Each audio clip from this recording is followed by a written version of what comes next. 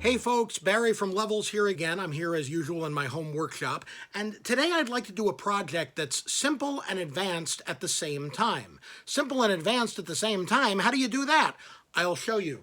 We're going to use the Humble sock. Now, sock puppets are some of the simplest puppets you can make, but from a performance perspective, they're very expressive and can do a lot. Let's make one, and I'll show you. Okay, so what you're going to need for this project is a sock. Doesn't matter what color, doesn't matter what pattern. Some cardboard or poster board like we usually use. Have your scissors, as always. A marker of some kind. Some weird stuff from around the house. I got some ping pong balls. They're very traditional for a sock puppet. I also have little chunks of foam here, foam rubber. If you have a couple little scraps of this, it's a fun thing to work with. You don't need the same materials. You can just make your own character out of your own materials. Let the materials tell you what they want to be. And we're going to need something to glue our puppet together with. Now, I do like to use the hot glue gun, and the hot glue gun works really well on fabric and large, heavy things like ping pong balls and bottle caps. You may not have a glue gun, or you may not want to use the glue gun. You could use tacky glue, fabric glue. You could sew things onto your puppet if they're made out of fabric. The first thing you want to do is figure out where the heel of the sock is, because that's going to be the back of your head. This is how you should put the sock on, so that the heel is right back here, and the toe is here. You're going to want to tuck a little bit of the sock into the space between your fingers and your thumb, and that will give you an approximation of where the mouth would be. What you're going to need is what we call in the puppet business a mouth palate, and I'm going to make it out of this extremely neon looking pink poster board because it's contrasting with the color of my sock. And it doesn't have to be a normal color, but I kind of like this. It kind of works. And I'm gonna try to get me a rectangle that's about the size. And that looks about right. Now, I'm going to turn that rectangle very quickly into an oval. I'm going to fold it in half, and I'm just going to curve the edges. And then I've got this little thingy here that is going to be the inside of my character's mouth.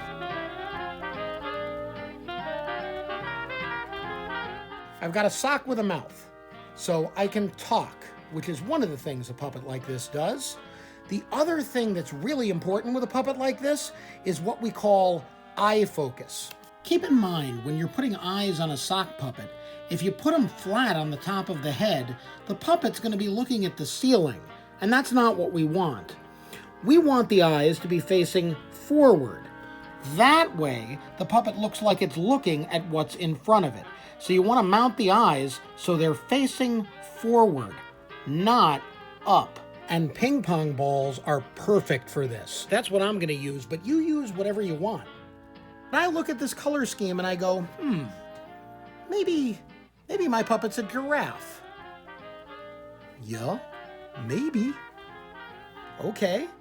I heard somewhere that giraffes have blue tongues. I'm going to take some artistic license and give this one a green tongue. A tongue to me is basically like a heart that got really wide at the bottom.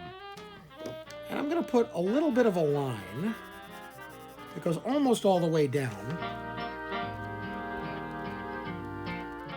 And now maybe I want some eyes. Now, important thing about placing your eyes. To make the puppet look like it's looking at what's in front of it, making it a tiny bit cross-eyed is a good way to achieve eye focus. Hello, I'm the green-tongued giraffe. Yep. Here's a little trick I like to use with ears. If you cut kind of a leafy shape and you cut sort of halfway up into it, I'll do it with both of them, and then you apply a little glue. Again, any kind of glue will work for this, it's paper, and then you kind of overlap it like this. You get a slightly dimensional ear. I got this weird ropey green yarn. I actually think if I can get it into more of a tangle, I'm just gonna sort of tie it to itself in places and make sort of like a little knotty head of hair.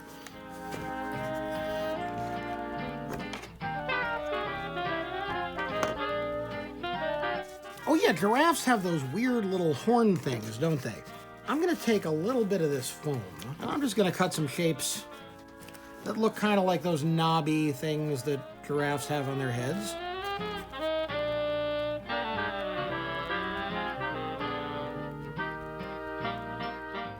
I want to see what would happen if I gave him some big old teeth.